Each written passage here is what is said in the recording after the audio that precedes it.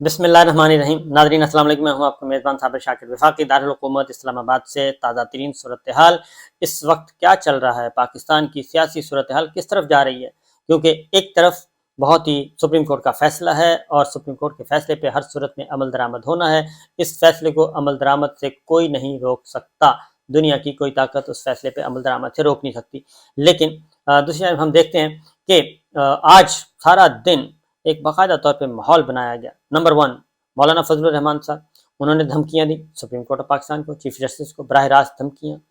Number two, आ गए राना सनाउल्लाह साहब, उन्होंने कहा सवाल ही पैदा नहीं होता कि ये 14 मई को इलेक्शन बिल्कुल नहीं होने, और साथ ही उन्होंने सुप्रीम कोर्ट को भी लताड़ दिया। उन्होंने कहा कि कोई जितना मर्जी जोर लगा ले, इलेक्शन 14 मई को नहीं होंगे, ये राना साहब कह रहे हैं। और फिर उन्होंने कहा कि अगर हमें दीवार से लगाने की कोशिश की तो फिर हम भी दीवार से लगाएंगे। यानी वो किसी कानून और ज़ाब्ते के अंदर आने के लिए तैयार नहीं है। वो कहते हैं कि जो हम कह रहे हैं बस वही आइन है और वही कानून है। राना सनाउल्लाह साहब के बाद तलाल चौधरी साहब, उन्होंने भी इस तरह की बातें की, सुप्रीम कोर्ट को धमकियां। मुसद्दक मलिक साहब वो भी आ गए। और अब एक और उसमें एडिशन हुई है, वो है पाकिस्तान पीपल्स पार्टी, यानी कि स्पीकर कौमी असम्बली जो है वो भी मैदान में आ गए। एक तरफ जरदारी साहब मुज़ाकरात कर रहे हैं, सुलह के पैगाम भिजवाए जा रहे हैं कि आए जनाब हमारे साथ बैठे, क्योंकि जरदारी साहब की जो एक शहरग है, जरदारी साहब की शहरग है, वो इमरान खान साहब के कंट्रोल में आ चुकी है, वो उनके कब्जे में है। इमरान खान साहब के कब्जे में जरदारी साहब की शहरग। इसलिए ये आने वाले दिनों में जरदारी साहब को अंदाज़ा होगा, पाकिस्तान पीपल्स पार्टी को, कि इमरान खान साहब के पास कितनी बड़ी कुव्वत है जो कि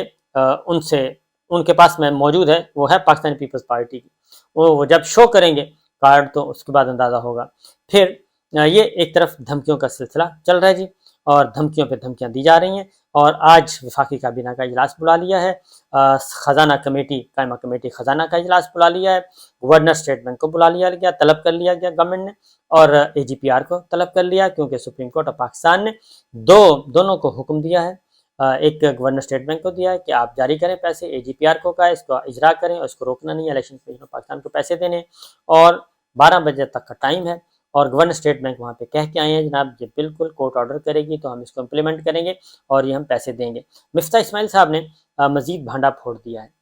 मिफ्ता इस्माइल साहब ने एक भांडा ये फोड़ा है, उन्होंने कहा कि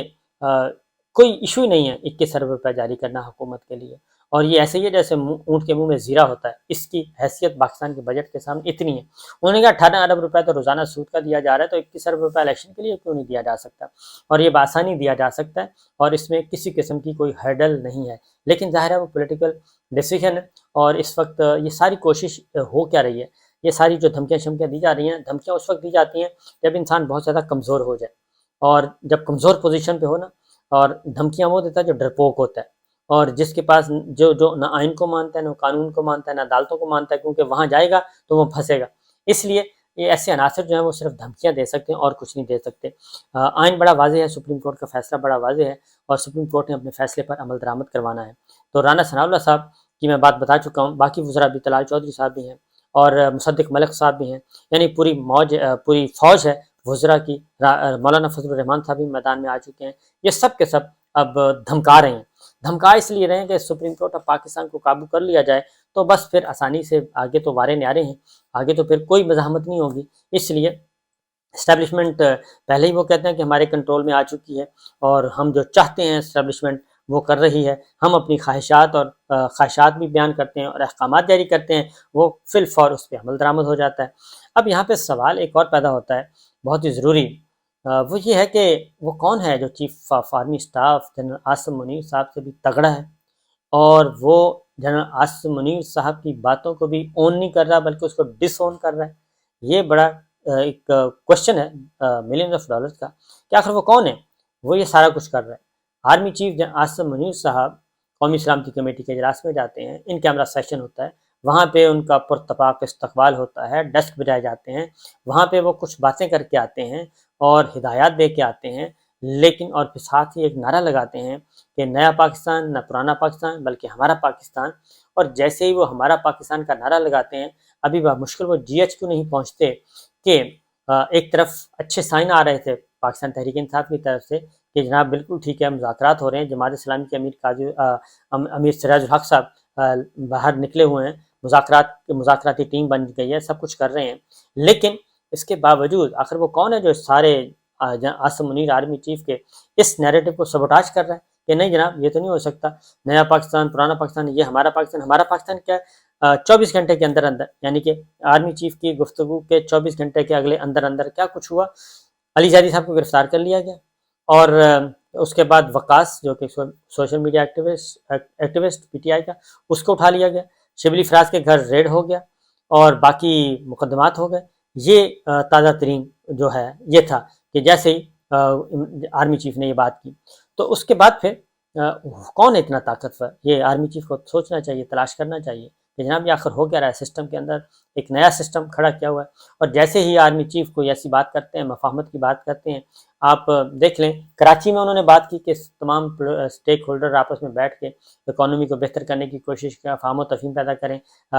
تو اس وقت اس کے اگلے 2 دن میں ایک نیا آپریشن شروع ہو گیا تھا۔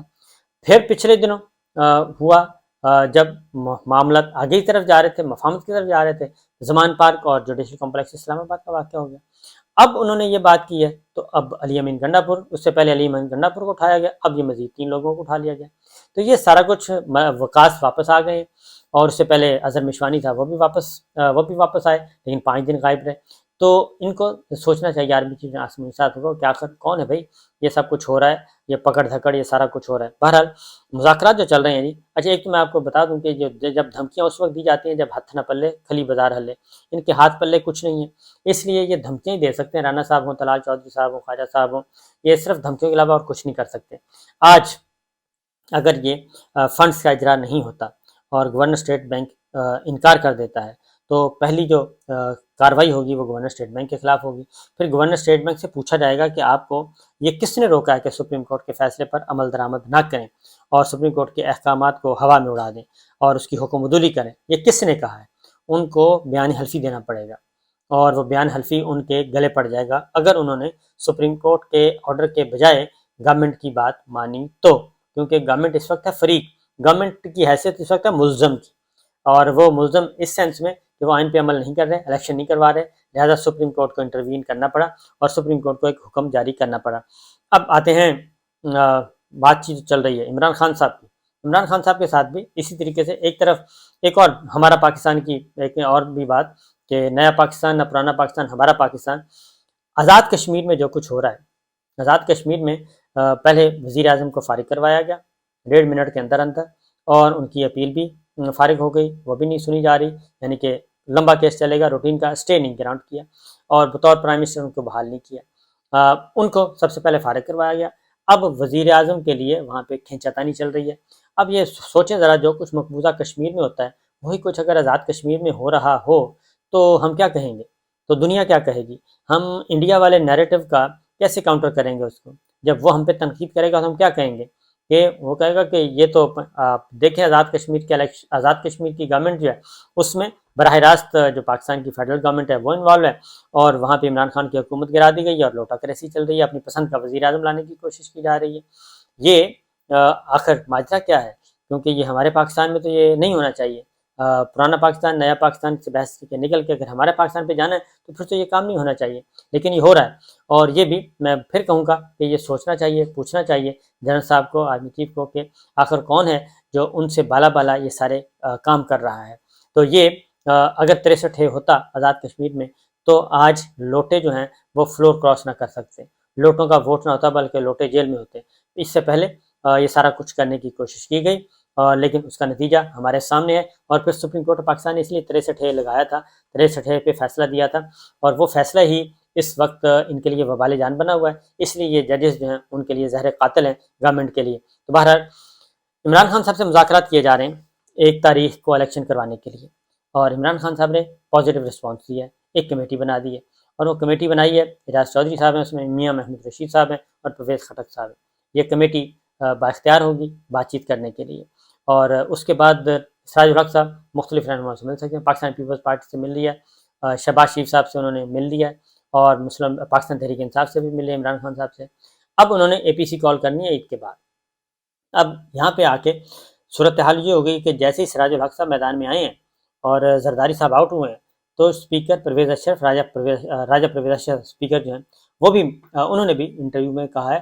وہ بھی سپریم کورٹ پہ حملہ آور ہیں، چیف جسٹس پہ حملہ آور ہیں. انہوں نے کہا جی کہ پھر سب کچھ سارے کام سپریم کورٹ ہی کر لیں، تو پھر ہم سے کیوں کروائے جا رہے ہیں. تو وہ بھی میدان میں آ گئے. اس کا مطلب کیا ہے؟ بڑا کلیئر ہے کہ مسلم لیگ نواز، پیپلز پارٹی، مولانا اب یہ دوبارہ سے اکٹھے ہونے کی طرف جا رہے ہیں، کیونکہ ان کو اندازہ ہے کہ آنے والے دنوں میں ہونا کیا ہے، کیونکہ انتخابات تو ہر صورت میں ہونے ہیں. یہ کابینہ کا اجلاس بلائیں، یہ اسٹیٹ بینک کے گورنر کو روکیں، یہ الیکشن یہ باقی دیگر عہدیدار ہیں ان کو روکیں، یہ الیکشن تو ہو کر رہے گا اور اس کو روک نہیں سکتا کوئی بھی. بہرحال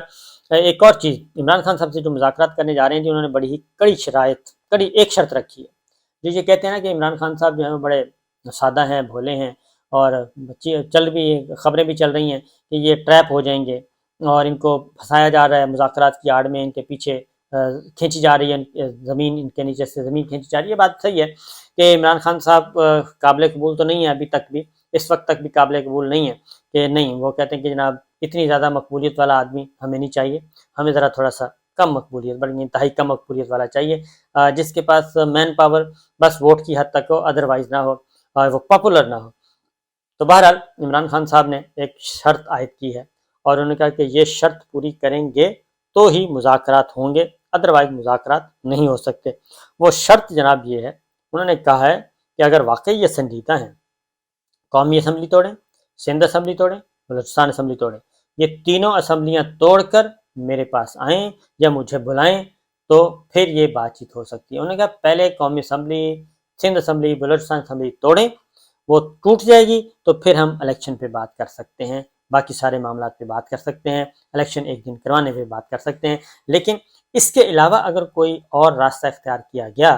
تو وہ ان کے لیے قابل قبول نہیں ہے. وہ مذاکرات، محض مذاکرات برائے مذاکرات کرنے کو تیار نہیں ہے، وہ ملاقات برائے ملاقات کرنے کے لیے تیار نہیں ہے. وہ کہتے ہیں تعمیری اور کنسٹرکٹیو